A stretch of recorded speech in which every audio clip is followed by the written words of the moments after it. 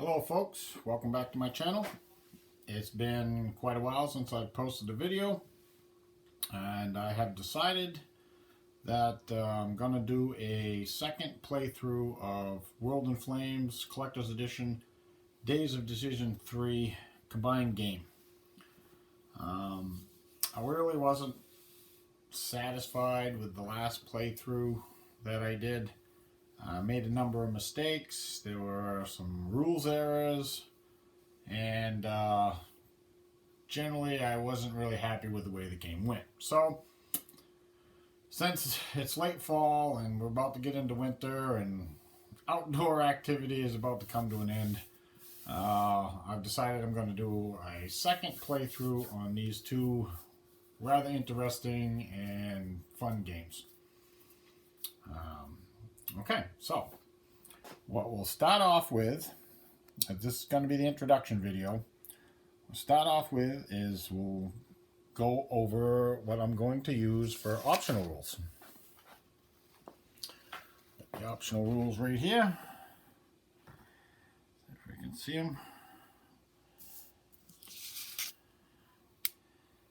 There we go.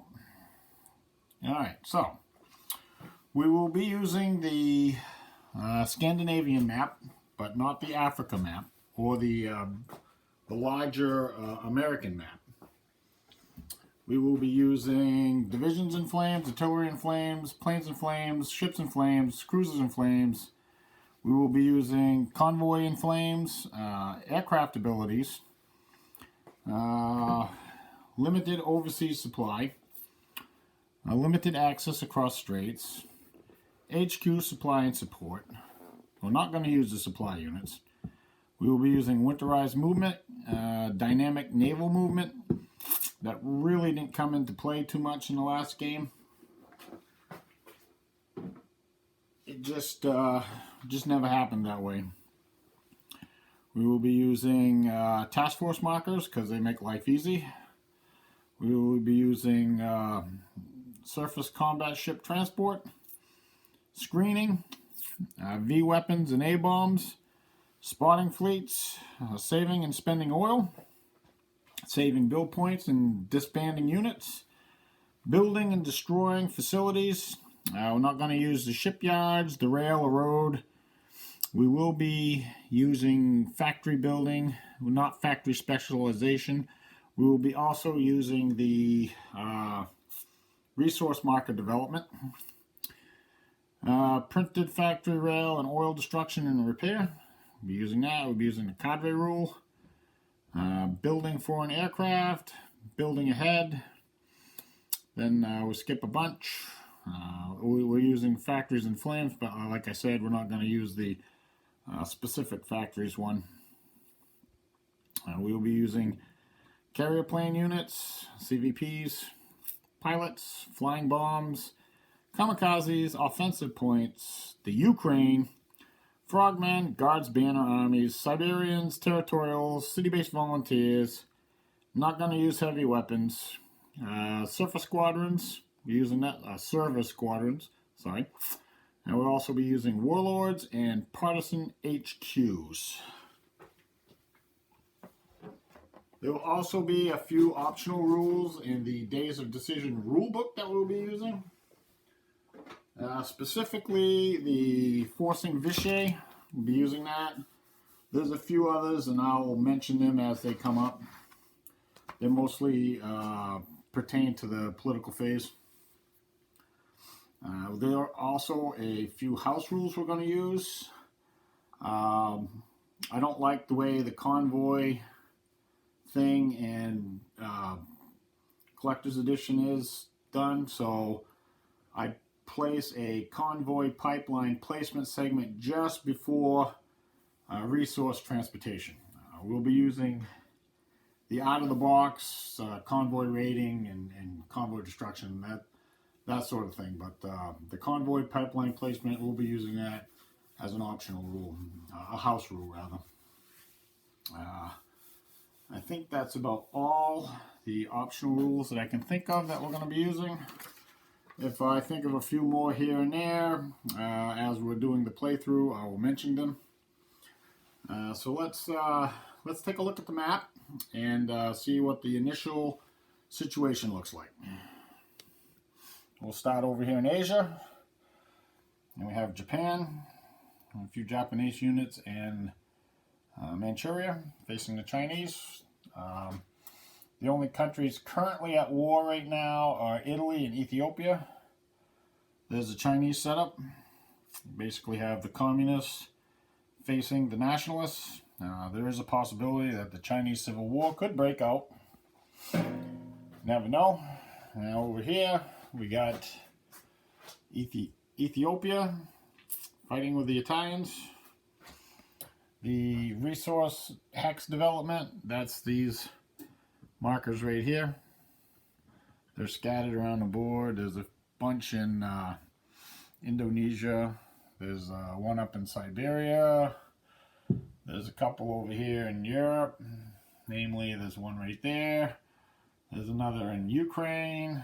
There's one down here in Libya. Where are you? There you are. Libya. Let's see. Okay, let's keep going. Look down the board. Here's the Russians. The Red Army is just a shadow of what it will be in like 1944 right now. As long as and that also applies to the Wehrmacht. As the Germans facing the French across the Rhine River and the Maginot Line. The British basically have nothing except their fleet. A few convoy points out right now, transporting resources. This is the U.S. mini-map, the America's mini-map right now. It's not as large as the American Flames map, but it serves its purpose. Got the fleets down here. Japanese fleet, German fleet, British fleet, American fleet, Italian fleet. And they're basically, other than the British fleet, which is separated into two different parts, one in Asia and one in Europe, most of the other fleets are all concentrated in one place. Just easier that way. Okay, now we're coming over to the status display for Days of Decision. There's the initial setup for Days of Decision. There's a fascist ideology. That's the Democrat ideology, and that's the communist ideology with just the Soviets. And the initial display over here. One of the rules that I didn't use in the first playthrough was the London Naval Treaty, and I will be trying to implement that here. I think that will actually have an effect on the game. And you see there's a couple of markers down here, a -1 US and a -1 Soviet. That has to do with the London Naval Treaty. Even though nobody is actually a member of it right now, the London Naval Treaty, because of the naval ratios, causes the political effectiveness markers are supposed to flip for those countries, but in this countermix, the opposite of the political effectiveness is the political multiple. So I just put those down there as a note. The initial production map, a circle. We've got various markers for the countries for the markers track. Basically tracks partial oil, offensive points, pilots, things like that. Here are the reserves for the various countries. The Germans and the Russians have a lot of reserves, and strangely enough, so doesn't Japan. The production multiple track. Everybody is on level 1 right now. Level 1 only means it's the lowest box, but their production multiples for the various major powers does vary, anywhere from 1/2 for Germany to 1/20th for the United States. There'll be various times where they can gear up. And we'll come over here. This is just a markers track for all the minor countries. and it's to denote alliances and guarantees, and also I don't keep track of it. You notice that it has resources like that. Like this is Spain, and she's got 4 resources here. There's a few of these minor countries like Sweden. Germany has a resource. So it says G. I actually keep track of that in notes on my clipboard. It's just easier than cluttering up this with lots and lots of markers, and it's easier to keep track of it from my game playthrough perspective. Here are the various 4-spool cups and the piles of paper. The last playthrough that I did with this game, the table is 4 foot wide, 12 feet long, and for the size of this game, it basically left me almost no place to do anything else, like hold notes and whatnot. So I added a little 1 foot addition down here. It's 1 foot. This piece right here I just added it on.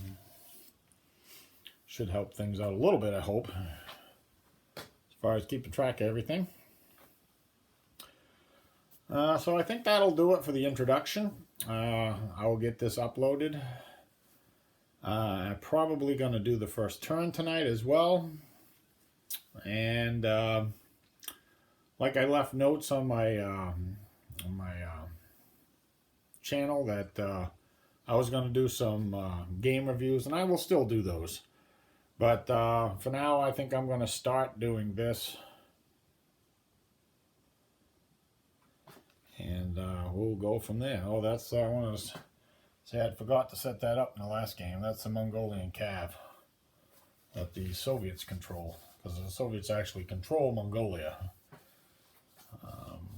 Okay, so I'll get this uploaded, and we'll probably get the first turn done tonight, and I'll probably upload that as well.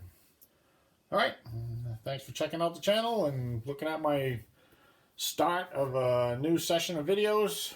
Hopefully I'll be able to do 3 or 4 videos a week. At the very minimum, at least 1. I would love to have this game concluded by the end of the Christmas season, but it's a very big game, and it's a lot involved in this, so we'll see. Alright, thanks for watching, and subscribe if you haven't subscribed, and like, and all that good stuff that goes with YouTube. And okay.